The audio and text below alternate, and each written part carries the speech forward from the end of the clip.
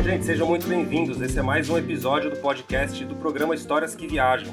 Histórias que Viajam, para quem ainda não conhece, é um laboratório de desenvolvimento de roteiros de longa-metragem de ficção com foco em coproduções internacionais. O programa ele é apoiado pela SP Cine há 3 anos, também pela GEDAR e pelo Festival Ventana Sur. Eu sou o Matheus, eu coordeno esse programa junto com a Roberta Miller, que também é coordenadora e criadora do programa. Oi, Roberta, tudo bem? Oi, Matheus. Oi, Daniel. Oi, Diogo. Tudo ótimo. Olá. Que bom estar aqui com vocês de novo, pós-Ventana. É isso aí, a gente está aqui reunido dessa vez, diferentemente dos anos anteriores. A gente está gravando os podcasts dos projetos que participaram do Histórias que Viajam em 2024. A gente está gravando no início de 2025, porque a gente escolheu gravar depois da viagem, para trazer um pouco para vocês da experiência de como que foi, de como é você visitar um festival de roteiro internacional para levar um projeto. Então a gente vai saber um pouco dos autores que estão aqui hoje. Além de falar sobre o projeto deles, a gente também vai saber um pouco disso. Mas primeiro eu queria apresentar os nossos autores convidados. O Diogo, ele é licenciado em jornalismo, estudou cinema na Escola Livre de Cinema de Santo André e mestrado em roteiro na Escola Internacional de Cinema e TV, a ICTV. Trabalhou como roteirista em várias séries de televisão, dirigiu curtas-metragens Menino Pássaro em 2018 e Você Tem Olhos Tristes em 2020. E atualmente dirige seu primeiro curta-metragem de animação e também está preparando o seu primeiro filme. E o Daniel Veiga, ele é roteirista, dramaturgo e ator. Ele esteve nas salas de roteiro das sitcoms O Dono do Lar e Tem Que Suar, para o canal Multishow. Também esteve na sala de desenvolvimento de narrativas negras da Paramount Plus, além de fazer parte do Creative Collaboratory da Netflix. É isso mesmo? Eu falei certo, Daniel? A gente tem o nome em português também, que é Colaboratório Criativo, para facilitar. Então é isso aí. Além disso, ele é professor de roteiro e dramaturgia nas escolas AIC, que é a Academia Internacional de Cinema, na SP Escola de Teatro e no ELT, em Santo André. E é coordenador pedagógico do curso de roteiro sobre narrativas trans no Museu Lazar Segal e Itaú Cultural. Então, muito bem, sejam muito bem-vindos. Oi, gente, tudo bem? Obrigado. Então eu queria abrir aqui falando sobre o projeto e perguntando para o Diogo como que começou o Triste e Maravilhoso, para falar um pouquinho dessa história do projeto até aqui e contar um pouco também sobre o que é a história.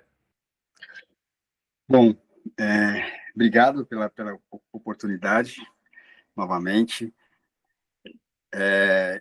Esse projeto ele começou mais ou menos ali em 2016, é baseado em partes em uma história real, e o filme conta a história de Luísa, que, em resumo, nunca quis ser mãe, mas teve um filho, e teve esse filho raptado, né? Então, houve um rapto parental pelo seu ex-marido Carlos, que foi morar com o Federico, filho dos dois, agora em Montevidéu. E Luísa vai tocando a sua vida no Brasil e vai realizando o sonho de se formar em medicina. E ela consegue uma bolsa para concluir seu estágio final na Inglaterra. E dias antes dela viajar, ela recebe uma ligação dizendo que seu ex-marido está em coma e que ela precisa cuidar do Federico, que é um garoto que ela pouco teve contato, apenas 2, 3 anos na infância, então eles são completamente desconhecidos. Então o filme é essa jornada e esse conhecimento do filho, né? Enfim, como que se dá essa formação entre mãe e filho. Basicamente, é isso. Se o Daniel quiser complementar alguma coisa. Não, foi perfeito. Perfeito. Muito legal. E para a gente ter uma ideia um pouco, assim, para a gente ilustrar um pouco como que é esse conflito mãe e filho, com quantos anos está o Federico na história? Hoje, o Federico está com 14 anos, então ele já é um adolescente. E a maior parte da vida ele não viveu com a mãe, ele não teve muito contato com a mãe por conta do Carlos, né, do pai dele.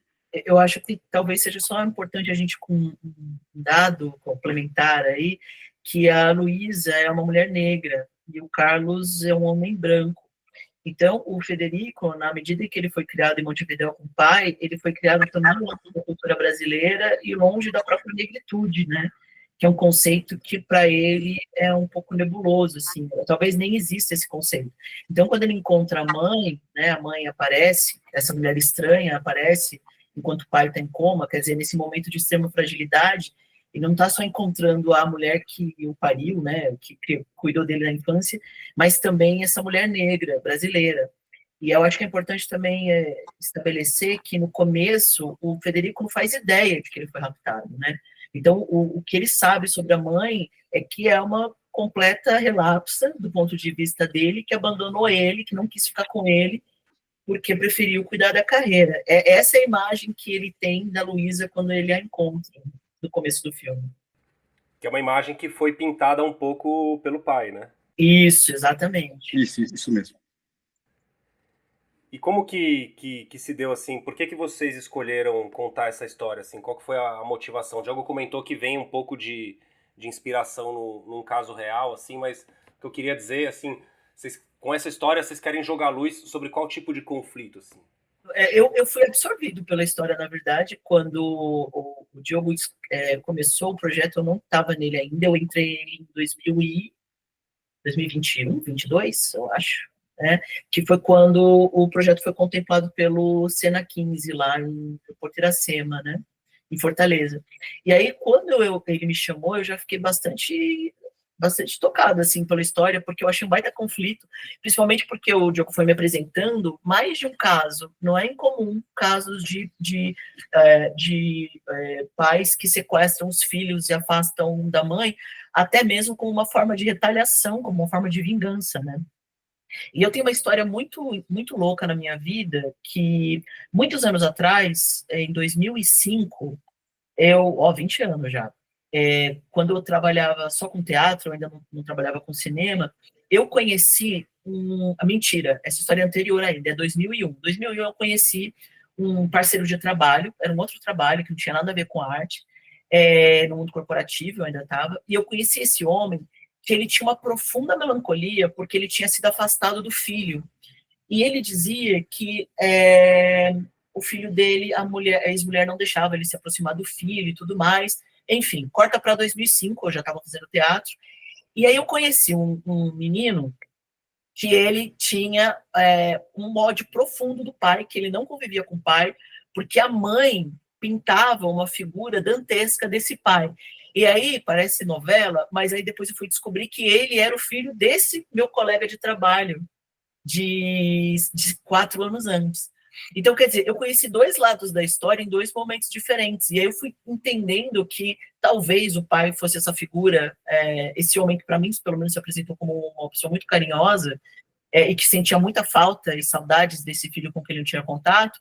Depois eu fui entender que na outra ponta, o menino tinha uma outra visão do pai, por causa do que a mãe, essa é a visão que eu tive, né, de fora, porque a mãe pintava essa figura horrorosa do pai, assim. Então isso me moveu muito. Quando o Diogo me trouxe para esse filme, foi a primeira história que eu me lembrei, assim, né. Então é um pouco sobre escolha, mas também um pouco sobre como as narrativas são pintadas, né, como as identidades vão sendo formadas a partir do que as pessoas falam sobre essa pessoa com quem a gente não tem contato. Então isso é interessante também sobre o filme, né.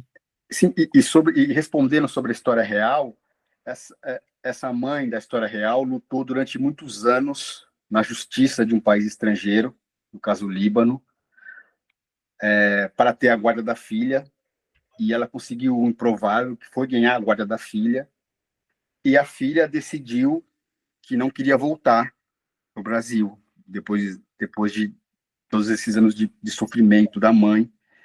E a mãe entendeu entendeu mesmo a contragosto que aquele era o desejo da filha e voltou para o Brasil.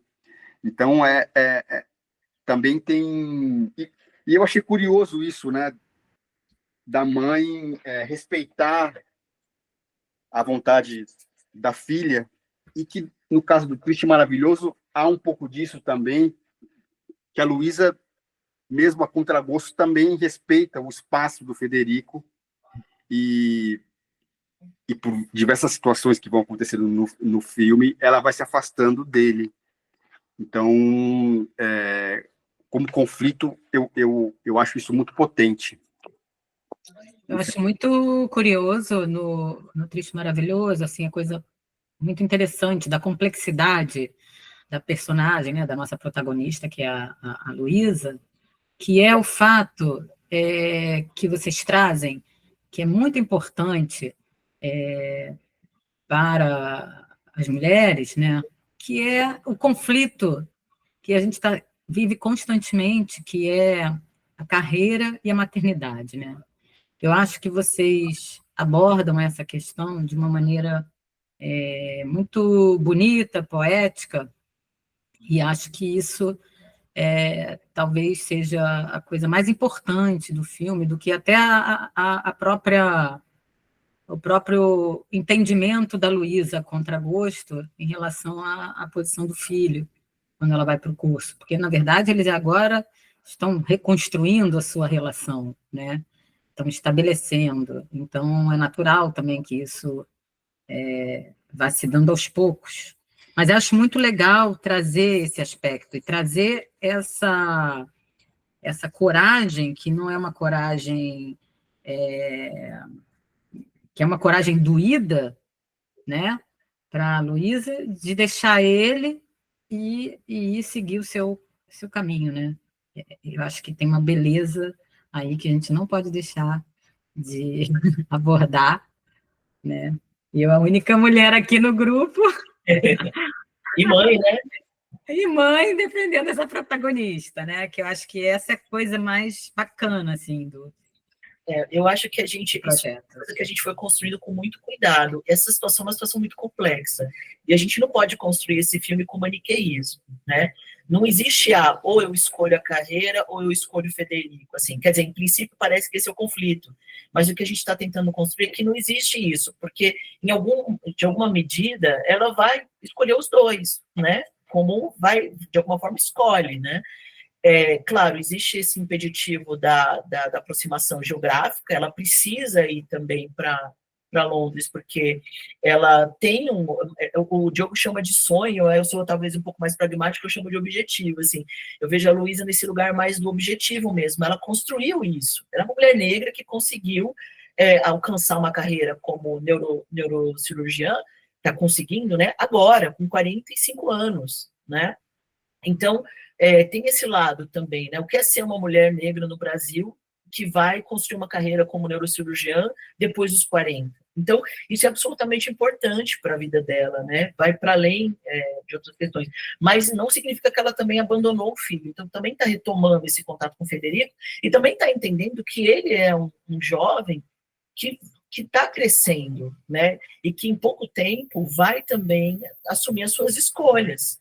Né? Então tem isso também, né? São as complexidades da história.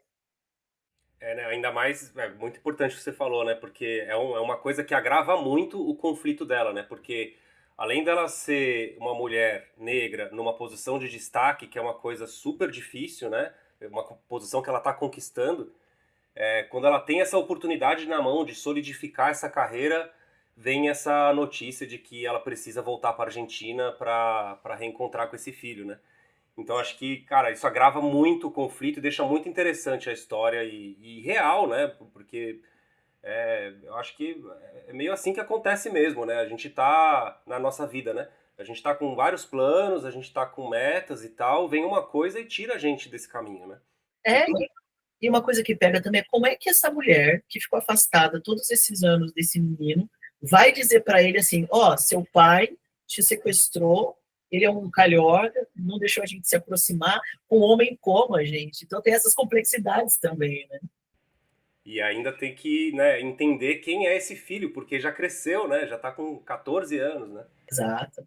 E eu acho que, além de todas essas questões, também tem uma questão que é fundamental, que essa conexão com a América Latina é a percepção desses países têm em relação à negritude, que é totalmente diferente do que aqui no Brasil nós temos, né? Então, no primeiro momento, o filme era para se passar na Argentina, mas por conta das questões políticas e culturais da Argentina, que acabou com o cinema, né?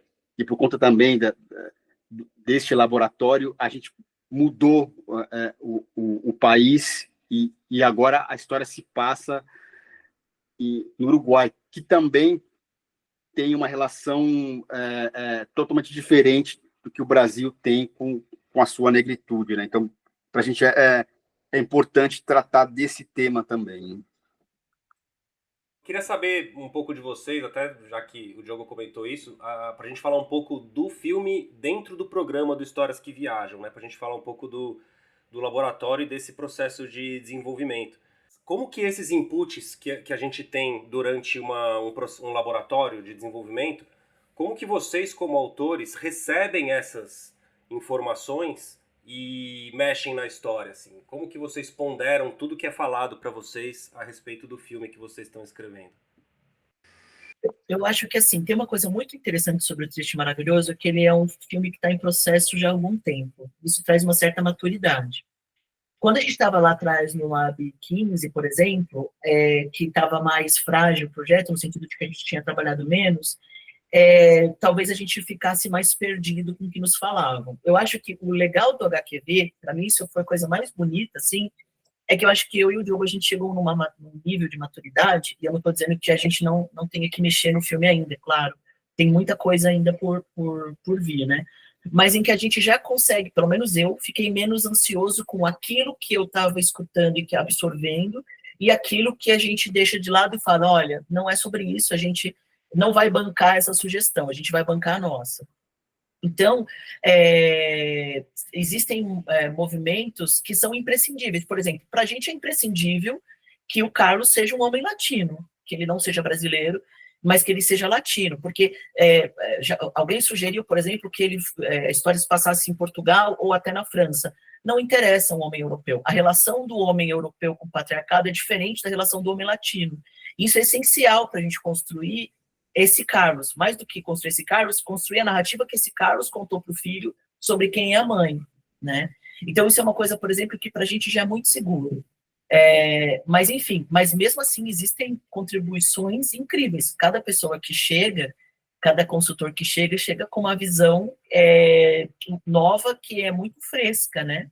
É muito refrescante para a gente, né? Não sei se o Diogo quer complementar.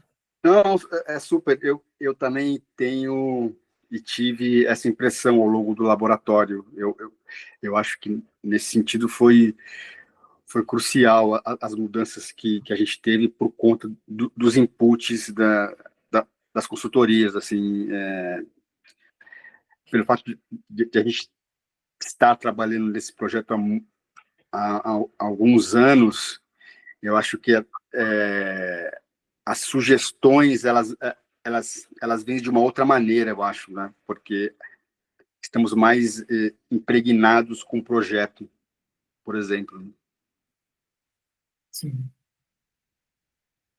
Eu gostaria de saber de vocês como é que vocês sentiram, perceberam essa maturidade acontecendo dentro do programa Histórias que Viajam, né? Como é que esse programa refletiu para vocês? O que vocês acharam, né, da jornada que fizemos juntos e culminando lá no Ventana? Eu acho que, de uma maneira prática, por exemplo, não sei se tem a ver com uma pergunta, mas a inserção de uma outra personagem, uma personagem nova no projeto, que era algo simples, mas que a gente nunca tinha pensado sobre isso, né? Uhum. E isso foi totalmente natural, que era uma coisa fácil. Nossa, mas por que a gente não pensou numa outra personagem? Enfim, acho que isso foi em consequência do laboratório, por exemplo. E aí, para chegar no Ventana com muito mais, com a história muito mais amadurecida, né?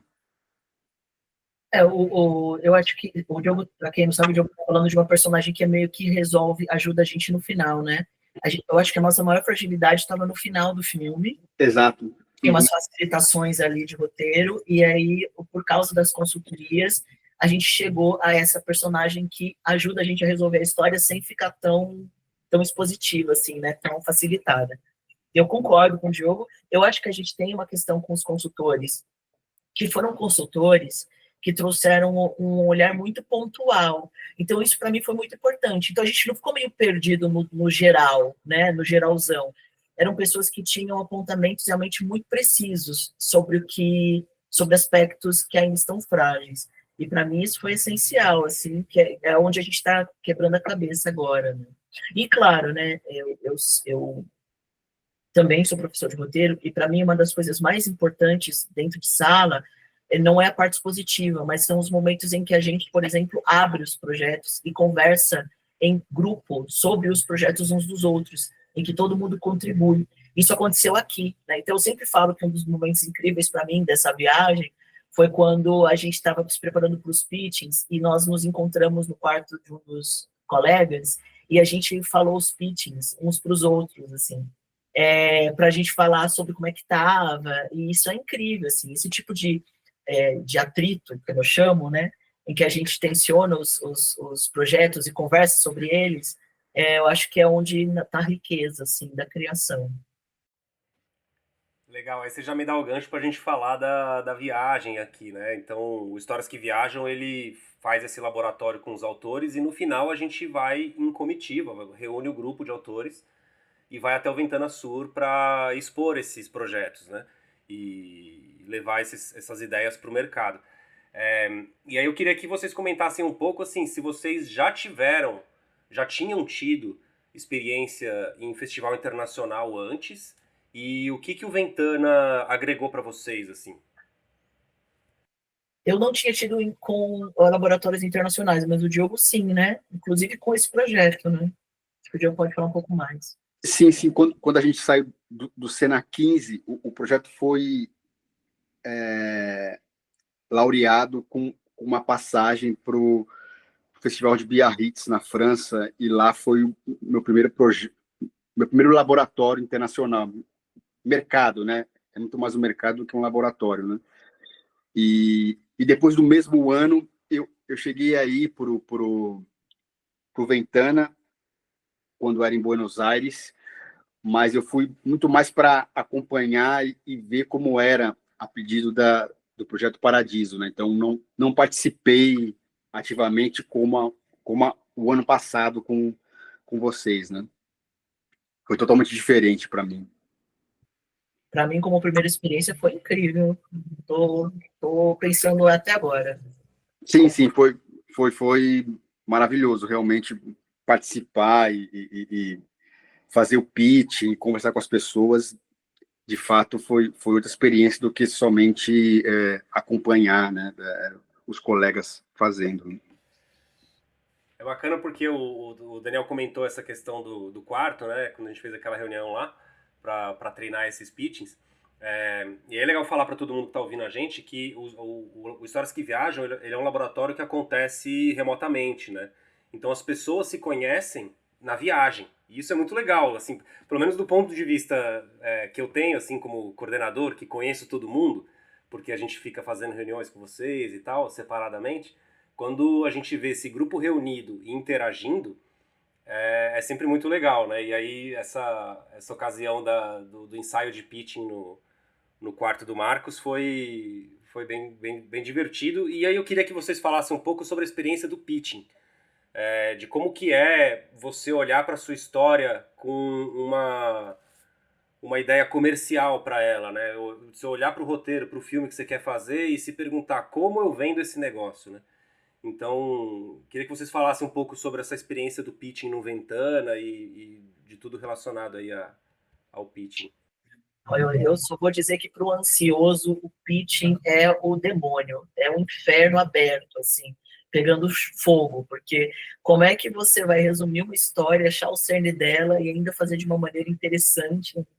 É muito louco, porque é isso, é meio que abrir mão do filho, né? Meu Deus do céu, eu encontrei meu filho agora. E aí eu preciso abrir mão dele e contar esse filho em 7 minutos. Mas acabou que quem falou foi o Diogo. Eu acho que ele pode falar melhor da experiência lá, né, em Montevidéu. Eu entendo o pitching, assim, quanto melhor você faz, eu acho que mais entendimento da história você tem, né? Então, ou o contrário, quanto mais entendimento da história você tem, melhor o seu pitching é.